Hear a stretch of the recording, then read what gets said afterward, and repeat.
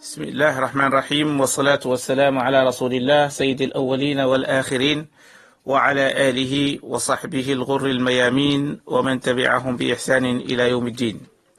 Alors, très rapidement, un petit rappel. Nous avions parlé de la sourate Yusuf, qui est la sourate 12. D'ailleurs, on est toujours dedans. Nous avons fait une introduction sur le Coran, qu'est-ce que le Coran, les sourates, pourquoi l'appellation sourate, pourquoi l'appellation verset ayah, etc. Nous avions également parlé du nombre ou du nombre des sourates dans le Coran et des versets également. La sourate Yusuf est une sourate mécoise, comme déjà rappelé, mais aujourd'hui nous allons nous attarder sur quelques points très importants, parce qu'il y a une divergence mentionnée par Sayyid Qutb dans son tafsir Fi Zilal al-Qur'an, tome 4. Il nous fait part d'une information de taille, qu'il y a 4 versets qui ne sont pas mécois, à savoir le verset numéro 1, numéro 2, numéro 3 et numéro 7. Donc je répète, numéro 1, numéro 2, numéro 3 et numéro 7, qui ne sont pas des versets mécois. Alors que nous avions dit au départ que cette sourate, elle est entièrement une sourate mécoise. Mais là, vous devez noter qu'il existe bel et bien une divergence au sein des savants, qu'il y a 4 versets dans cette sourate qui ne sont pas des versets mécois, mais qui sont des versets considérés comme médinois. D'ailleurs, c'est ce qu'on trouve dans Al-Mushaf al-Amiri, c'est-à-dire la Vulgate de Al-Amiri. C'est comme ça qu'il est appelé, et donc cette information de taille est mentionnée là-dessus. Alors, ce qui importe plus ici, à savoir, c'est que nous n'avions pas dit, au moment où nous expliquions les circonstances de la descente de cette sourate, que cette sourate a été révélée durant un moment difficile, un moment crucial dans la vie du prophète Mohammed sallallahu alayhi wa sallam. C'était l'année appelée communément par les savants de la biographie du prophète sallallahu alayhi wa sallam, Am al-Huzn. Am al-Huzn qui signifie l'année de la tristesse. L'année de la tristesse, ça veut dire quoi? Ça veut dire que cette année, le prophète sallallahu alayhi wa sallam était véritablement, réellement triste, angoissé, je vais dire englouti par le chagrin. Parce que ces deux appuis, ces deux soutiens, à savoir Abu Talib, qui est son oncle paternel, et Khadija, qui est sa chère épouse, sont décédés durant cette année de cette année-là, où les savants musulmans appellent l'année de la tristesse. Donc il a perdu ses soutiens, il a perdu également ses appuis.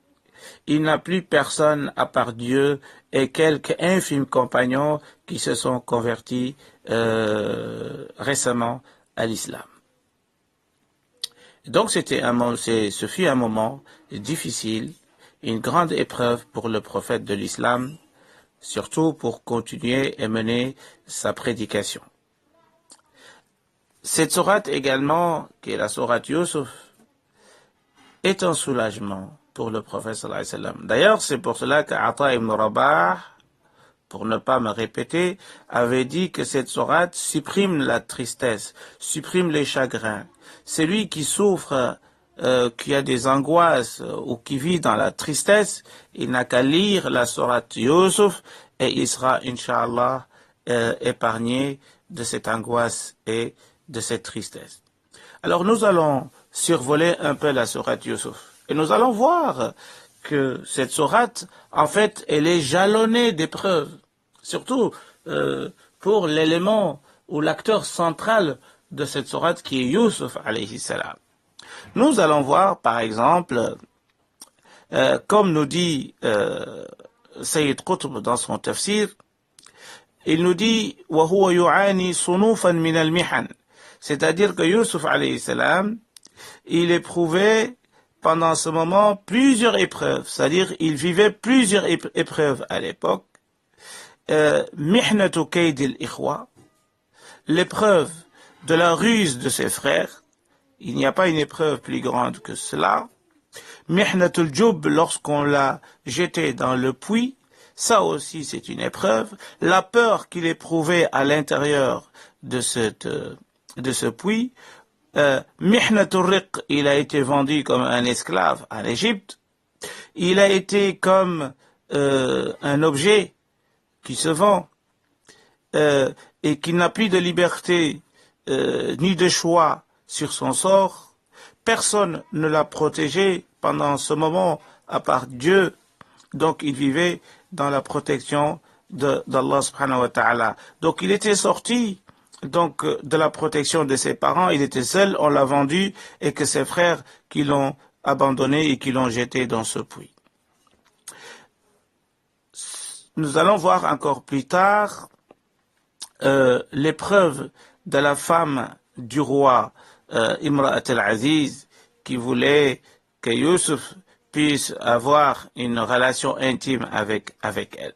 Également les femmes qui étaient présentes et qui voulaient également éprouver Youssouf. Nous avons vu également Mihnatu Sijn, l'épreuve de la prison. Il est entré en prison, donc il a été emprisonné pendant des années. Tout cela montre que cette sourate, elle est jalonnée et remplie. Et à cela s'ajoute également Mihnatul Rakha au Sultan, lorsque Youssouf il est sorti de prison et qu'il est devenu quelqu'un de très important et qu'il était même ministre de l'économie et des finances, ça aussi c'était une épreuve. Et également l'épreuve des sentiments lors de la rencontre de ses frères et de ses parents. Donc c'est une sourate remplie et jalonnée d'épreuves qui montre que donc celui qui lit cette sourate pourra effectivement être épargné des épreuves, je veux dire le souci des épreuves et l'angoisse et la tristesse. Alors, maintenant pour revenir un peu sur cette divergence, sur les 4 versets qui sont considérés comme des versets médinois, le verset numéro 1 et 2, 3, plus le verset numéro 7, nous allons voir que ces versets-là ont une relation intime et directe avec le reste de la sourate. Donc on ne peut pas amputer ces versets-là de cette sourate. Donc ce qui prouve que ces versets-là sont véritablement des versets mécois. Et donc l'avis le plus probant, et qui est d'ailleurs l'avis majoritaire des savants, c'est que ces versets-là, ou bien l'ensemble de la sourate de Youssouf, est considéré comme mécois. Pourquoi? Pour plusieurs raisons, parce qu'on a dit tout à l'heure que ces versets-là sont en relation directe avec le reste de la sourate.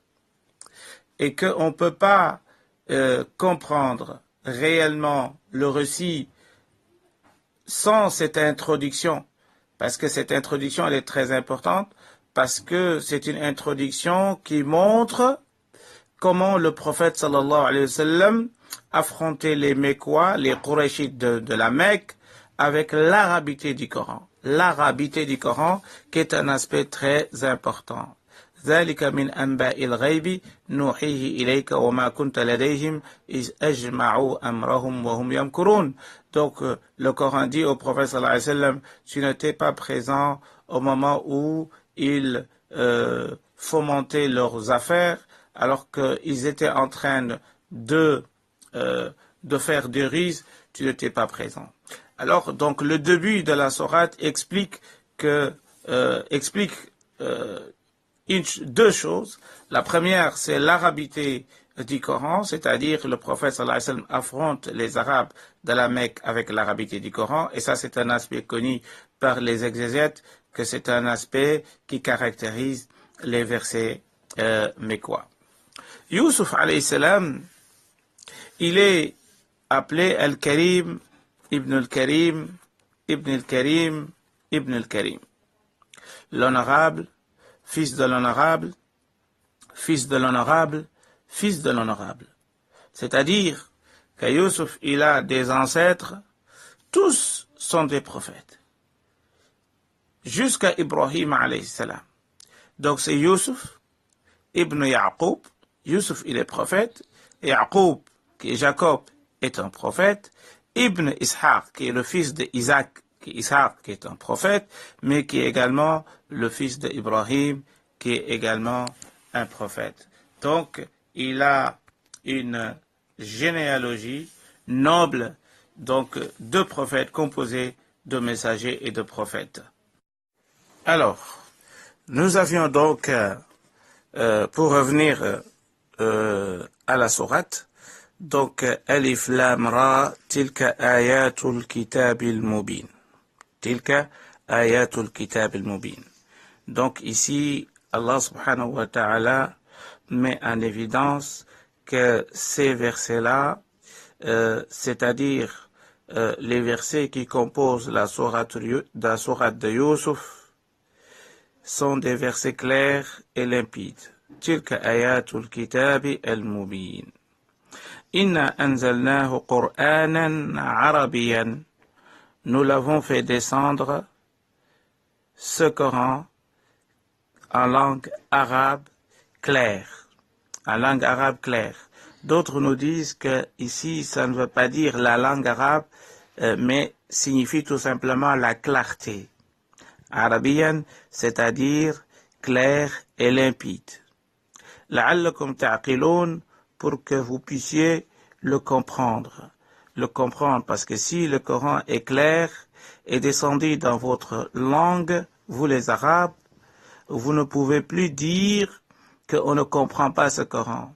Si vous pouvez le comprendre, parce qu'il a été composé avec les mêmes lettres que vous utilisez matin et soir, mais en même temps, c'est un arabe clair et limpide, donc qui ne comporte aucune ambiguïté pour le comprendre, c'est-à-dire pour comprendre l'essentiel de ce message. نحن نقص عليك أحسن القصص. Donc, Allah dit à son messager, nous allons te raconter la plus belle histoire, le plus beau récit jamais raconté à un prophète avant toi, et qui ne sera plus raconté à un autre après toi. C'est le meilleur des récits. Bima awhayna ilayka, c'est-à-dire ce qu'on t'a révélé, c'est-à-dire la sourate de Youssouf. Hada al-Qur'an. Donc, Hada al-Qur'an ici, ce n'est pas l'ensemble du Coran, mais c'est seulement la sourate de Youssouf. وإن كنت من قبله لمن الغافلين عن هذه القصة, c'est-à-dire tu ne connaissais pas auparavant ce récit. Tu viens de le découvrir comme l'a découvert l'ensemble des musulmans à l'époque. وإن كنت من قبله لمن الغافلين. Mais ce qui est important à mentionner ici, c'est que pourquoi il a été appelé Ahsan al-Qasas, le meilleur des récits, le plus beau récit. Parce que sourate Youssouf, comme on a dit auparavant, c'est la seule sourate où on raconte un récit de cette taille du début jusqu'à la fin. D'ailleurs, le récit de Youssouf a été raconté du début jusqu'à la fin dans la même sourate. Contrairement aux autres prophètes, on mentionne leurs récits, leurs histoires dans plusieurs sourates éparpillées et avec des phrases et des ayats différentes. Et donc, ici, cette particularité qu'a la sourate Youssouf, c'est que on suit une histoire qui est très logique, très émouvante, mais remplie de sagesse, de hikam et de leçons, de ibar, du début jusqu'à la fin, et qu'on est pris en otage lorsqu'on lit cette sourate. Cette sourate également, elle est riche, elle traite des domaines différents. Par exemple, Cette sourate nous parle de des songes, des rêves, nous parle de tawhid, de l'unicité de Dieu, nous parle de fiqh, il y a des questions qui relèvent de la jurisprudence, nous parle de la politique, nous parle de la ruse des frères et sœurs, et puis nous parle également de din, de la religion, mais de dunya, l'histoire des prophètes et des gens pieux, nous parle des anges, nous parle des shayatin, le Satan, nous parle des djinns, nous parle des ins, les humains, nous parle également de l'an'am, des bestiaux, nous parle également des oiseaux, nous parle également de l'histoire des rois, des commerçants, des savants, des ignorants, des hommes et des femmes et leurs ruses. Donc, chers frères et sœurs, il nous parle également de l'économie, de la gestion économique d'un pays ou d'un État. Nous parle de la souffrance, de la patience, de l'amour des parents, nous parle des miracles, de l'aveuglement de son père, mais nous parle également des leçons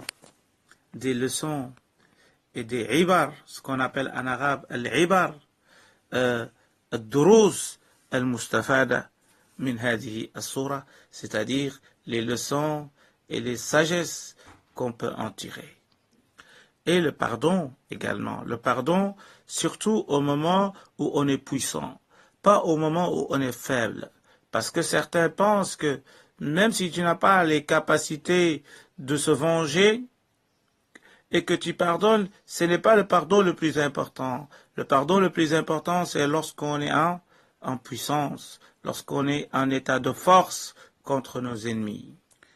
Alors, au verset 4, on remarque ici que la sourate commence avec « Iz qala Yusufu li abi ». Je voulais dire, le récit commence avec « Iz qala Yusufu li abi ». Iz, c'est un complément circonstanciel de temps. C'est-à-dire, rappelle-toi le moment où Yusuf a dit à son cher père. « Iz qala Yusuf li abi ». Rappelle-toi, Mohammed, lorsque Yusuf, alayhi salam, dit ou s'adresse à son père. Comment il appelle son père? Ya abati. Ya abati. Ô cher père. C'est une formule en arabe de politesse, mais en même temps de tendresse.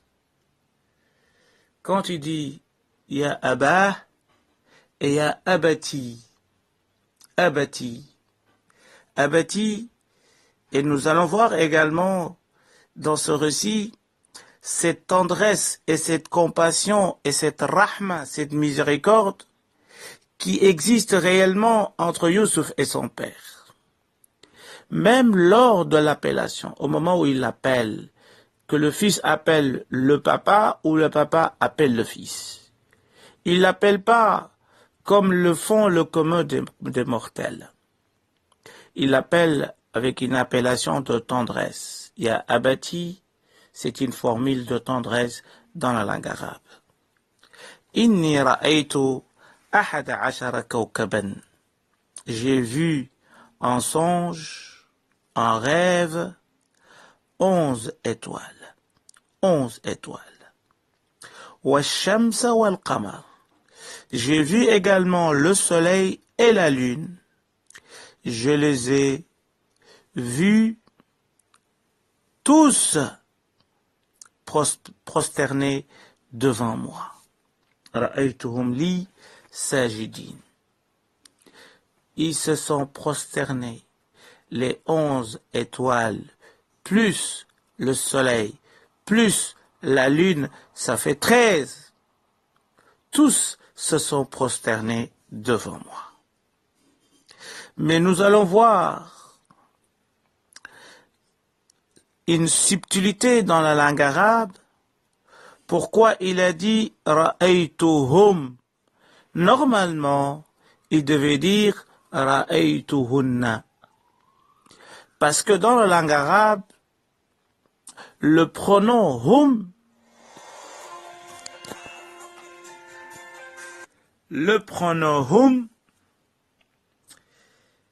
c'est un pronom masculin, pluriel.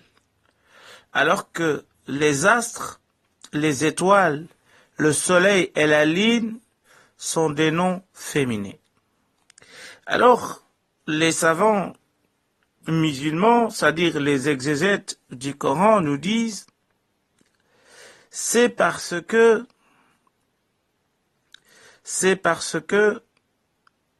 ces étoiles-là représentent quelque chose de très important que nous allons détailler pour aller très vite, parce que nous savons que les étoiles, le soleil, la lune ne se prosternent pas. Ceux qui prosternent, ce sont les êtres humains. Et donc, ici, c'est comme si Allah subhanahu wa ta'ala, il a mis à la place, ou bien il a transformé ces objets inanimés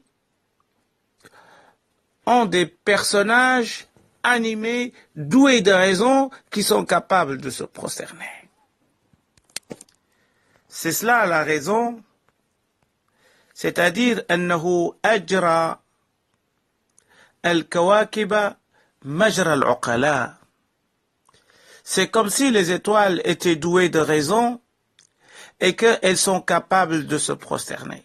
Et d'ailleurs, c'est pour cela, comme la prosternation est une des caractéristiques des êtres humains qui sont masculins, et c'est pour cela que d'ailleurs, il a caractérisé les étoiles comme s'ils étaient des humains doués de raison.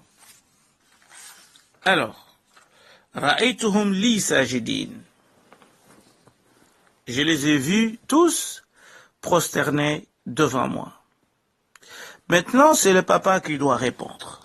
Un fils qui confie quelque chose de très intime à son père, parce qu'il a vu dans son rêve 11 étoiles plus le soleil et la lune. Le papa lui répond ainsi. Qala ya bunay.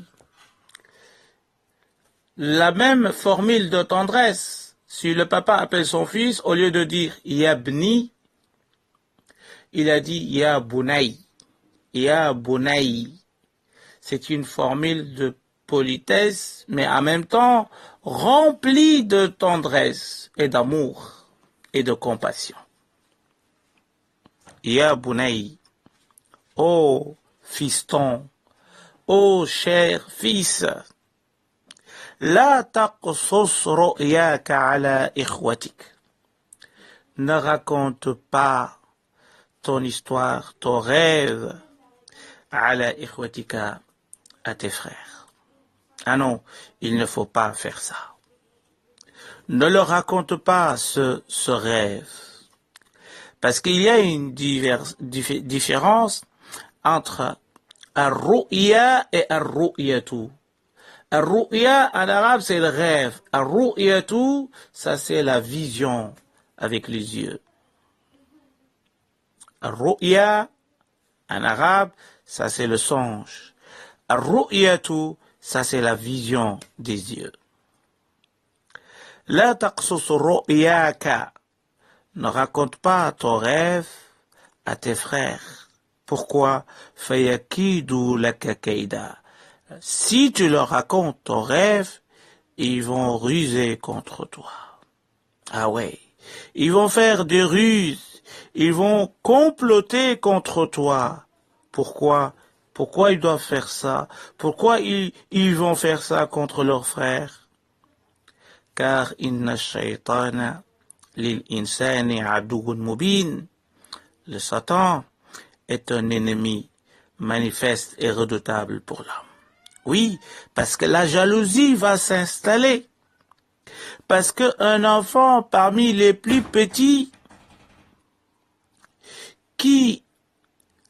à qui Allah a donné ce privilège de faire un rêve pareil, cela montre que cet enfant à bas âge, il manifeste des signes qui montrent que plus tard, il sera quelqu'un pas comme les autres. Oui, effectivement. D'ailleurs, c'est ce que le Coran confirme. وَكَذَلِكَ يَجْتَبِيكَ رَبُّكَ. Oui, ainsi Allah t'a choisi. Il t'a choisi sans effort venant de ta part. Et c'est ça l'ishtiba.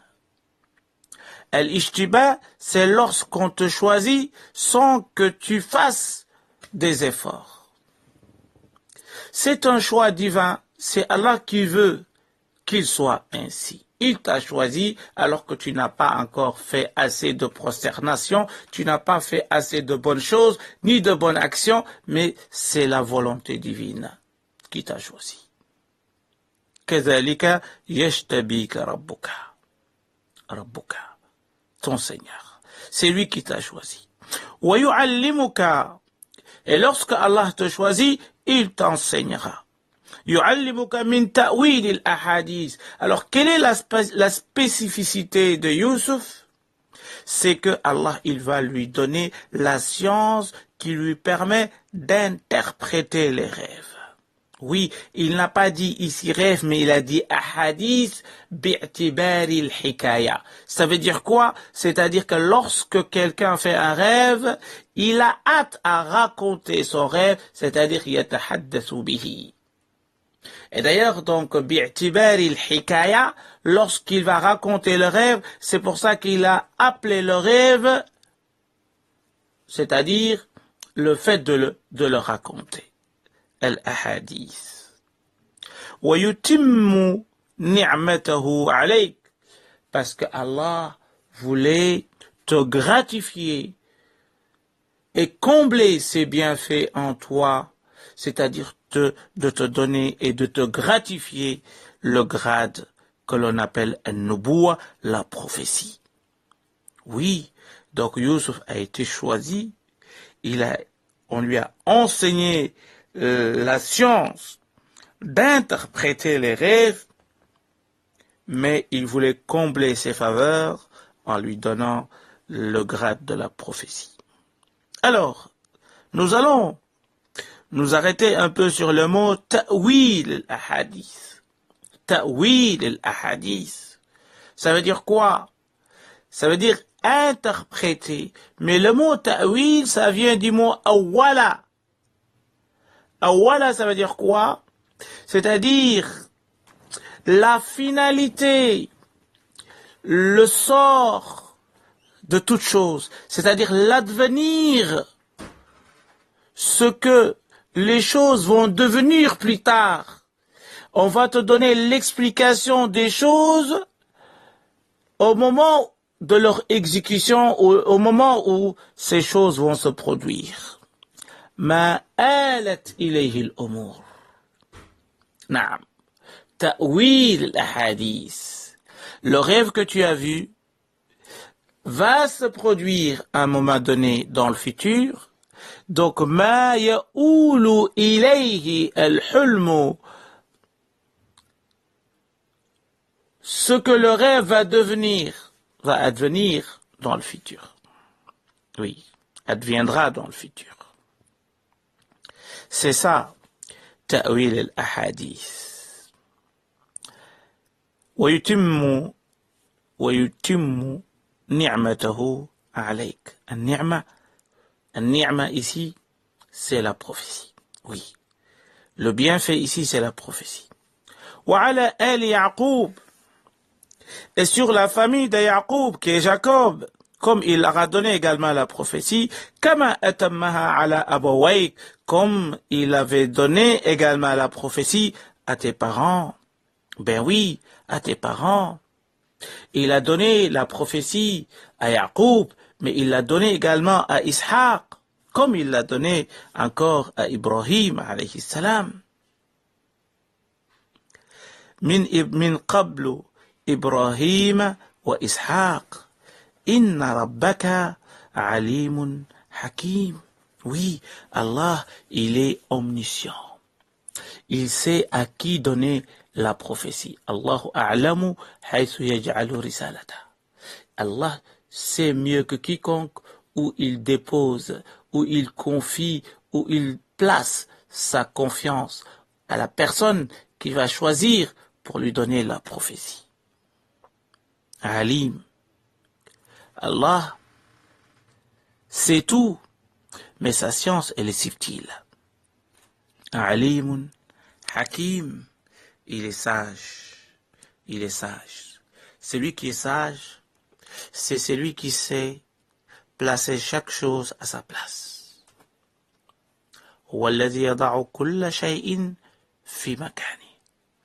La sagesse consiste à donner chaque chose son sens, à placer chaque chose, à mettre chaque chose à sa place, à prononcer les mots qu'il faut au moment où il faut, à l'endroit où il faut. C'est cela la sagesse. Dire les choses au bon moment, faire les choses au bon moment, c'est cela la sagesse. An tada'a al-ashya fi amakiniha.